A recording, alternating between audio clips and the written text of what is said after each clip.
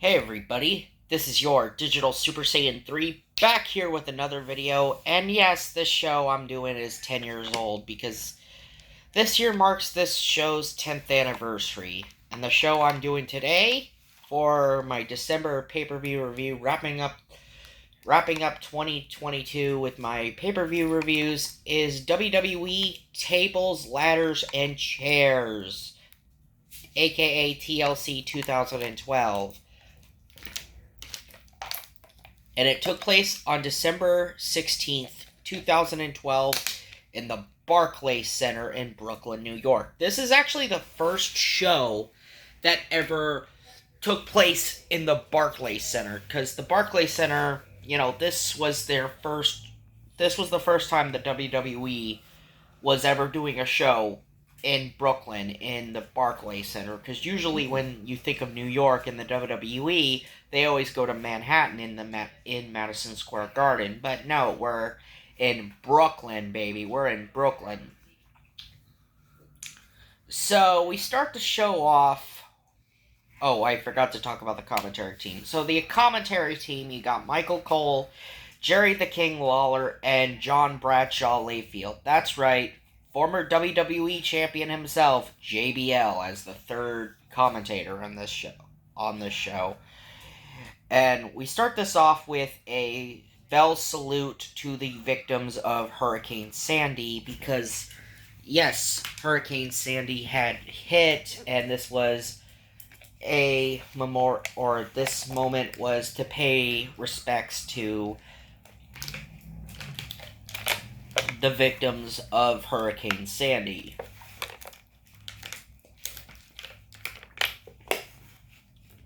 Of those who lost their lives during the hurricane. Now we get into our first match, which is the Rhodes Scholars, Cody Rhodes and Damian Sandow, defeat Rey Mysterio. That's right, Rey Mysterio, former world champion, former Intercontinental Champion, former Cruiserweight Champion, former Tag Team Champion, as he's teaming up with Sin Cara in a tables match. Yes, that's right, Rey Mysterio and Sin Cara had begun teaming with each other. And this is for the number one contendership for the Tag Team Championships, to see who will be the number one contenders to Team Hell No's Tag Team Championships.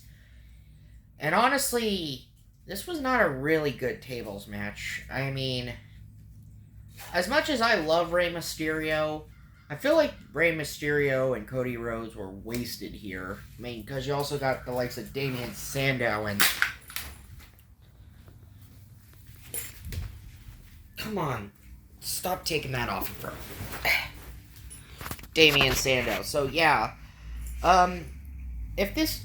Shouldn't both men go through the tables instead of just one?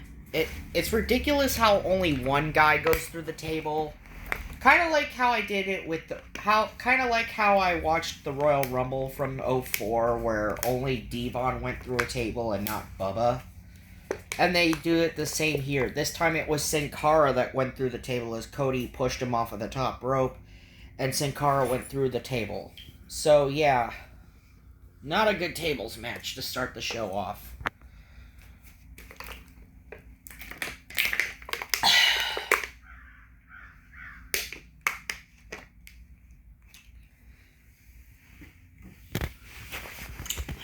Next up, we get a normal match as Antonio Cesaro, the United States champion, defeats R-Truth to retain the WWE United States Championship in a really lackluster match. Yeah, despite we have tables, ladders, and chairs on this, they really only just feature... A lot of the other parts of the show are just regular matches. And, this was not a good match for the U.S. title. So,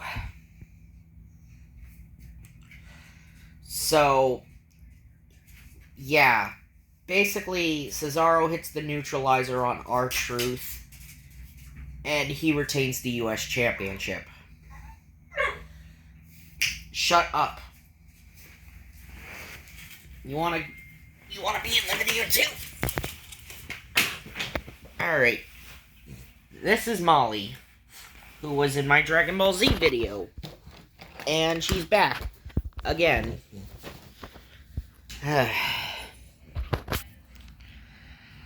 Next up,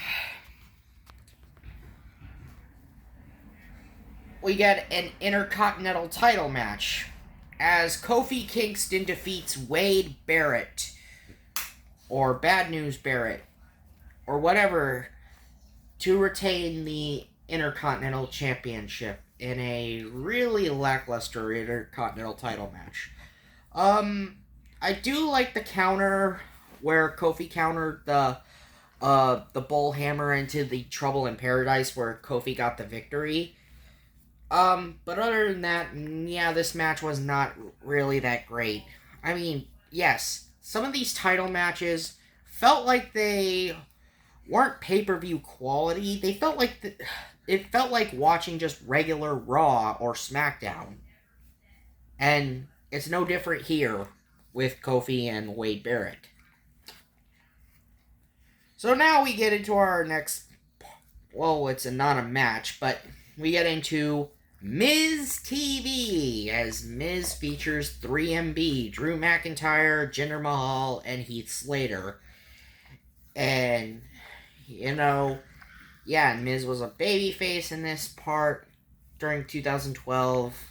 Yeah, 2012 and through 2013, Miz was a babyface, then he turned heel again. Yeah, Miz's career has been weird. The Miz has definitely got to be one of the weirdest parts of his career. Some of the times he turns babyface, and most of the time we know Miz, he's just an obnoxious heel, but no, here he's a babyface. And 3MB, they're antagonizing the Spanish commentary team, and then Ricardo Rodriguez, Alberto Del Rio's ring announcer, comes down, and then they attack Ricardo Rodriguez, and then Alberto comes out, and then The Miz gets involved in the brawl, and then it sets up a match that we would see later on as The Miz and Alberto Del Rio have to find a tag team partner to take on 3MB in a 6-man tag match. So we get an impromptu 6-man tag match scheduled for later on tonight. Later on in the night. Now we get into the match of the night, actually, and the main reason why I wanted to do this show. As you have the debuting Shield in their first match on the main roster. The Shield, Roman Reigns, Dean Ambrose, and Seth freaking Rollins. Well, he's not Seth freaking Rollins right now. No, he's just regular Seth Rollins.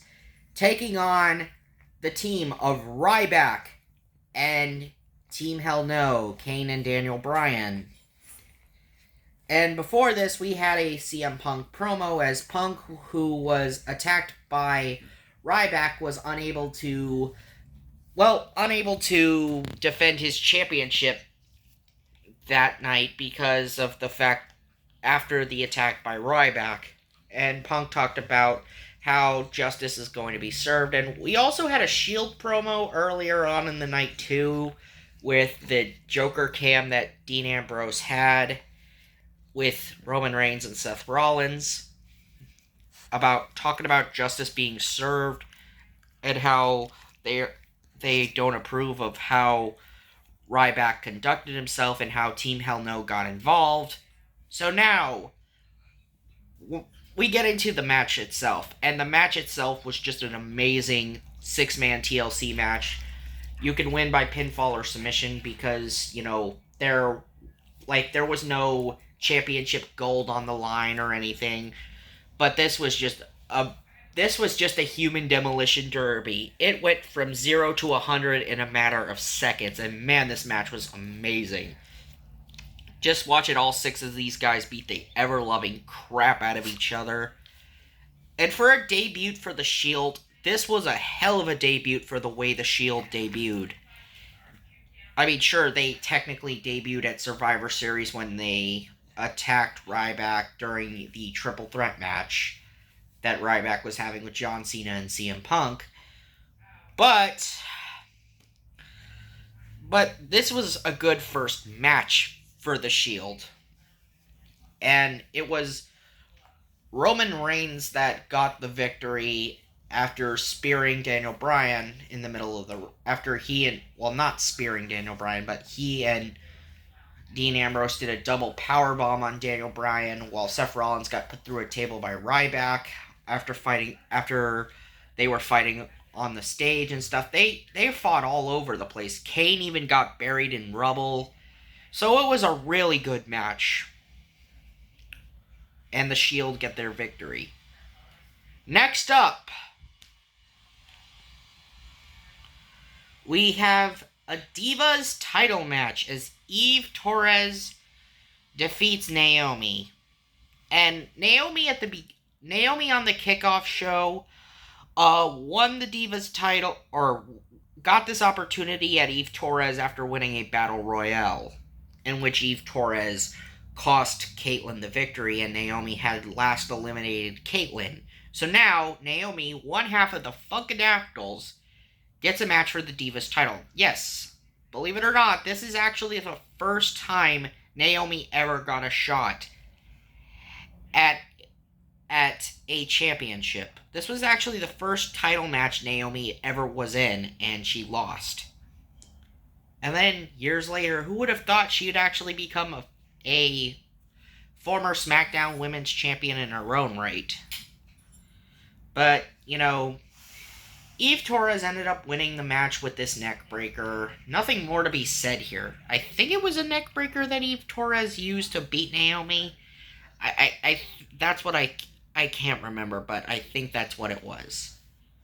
So next up, we get the World Heavyweight Championship. That's right, the big golden belt on SmackDown, as the Big Show takes on Sheamus in a chairs match. So this is the big blow-off to the feud between Big Show and Sheamus.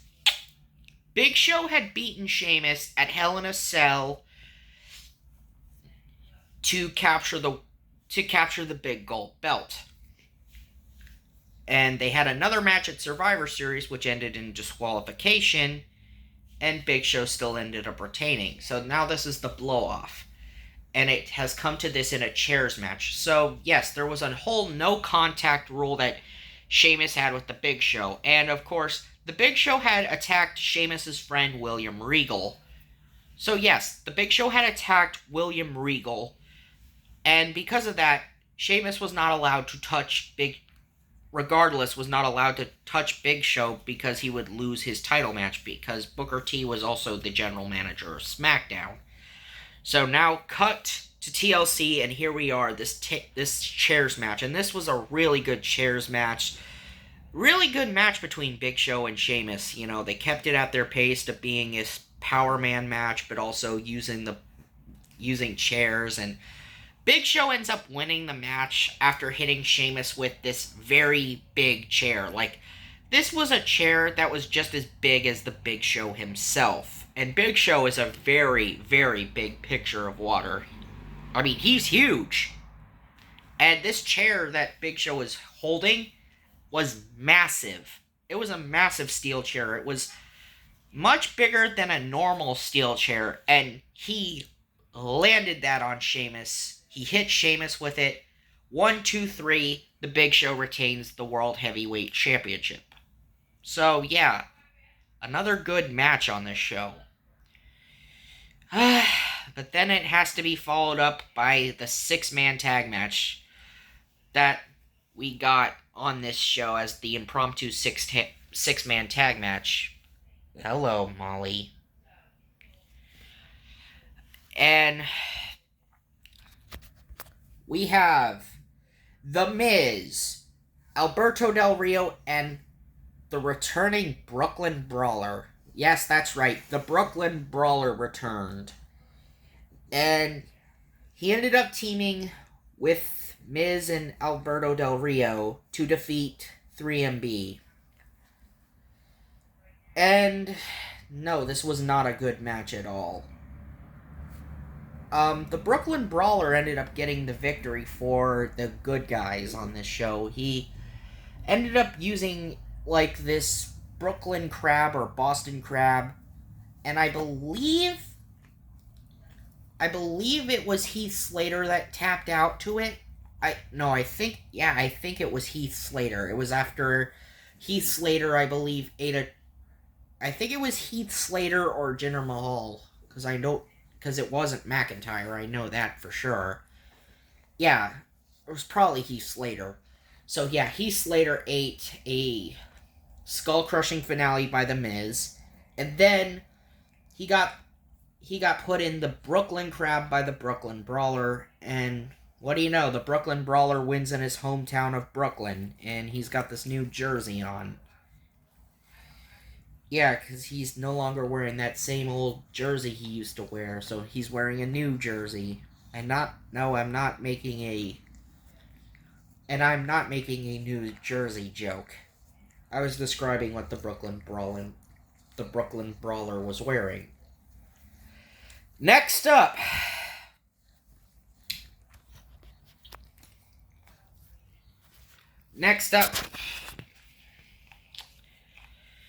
main event time, as we got Dolph Ziggler taking on John Cena in a ladder match for Dolph Ziggler's Money in the Bank briefcase. So AJ Lee had to step down of her general manager position on Raw after having illicit relationships with a WWE superstar, and that WWE superstar was John Cena. Thus, Vicky Guerrero was made the new general manager of Raw. And of course, Dolph Ziggler ended up getting involved when he attacked Cena that same night. And Cena and Ziggler had been going at it for weeks. So, Vince McMahon coaxed Vicky Guerrero into making a ladder match between John Cena and Dolph Ziggler for Dolph's Money in the Bank contract, since Dolph had won the Money in the Bank contract back at Money in the Bank. So, the ladder match, and this was another good match, actually a really great match. The second best match on the show next to the 6-man TLC match. Ziggler and Cena really had a great match here. Although I'm not really much of a Dolph Ziggler fan anymore. I used to like Dolph, but not so much. But really good match between the two as they used ladders.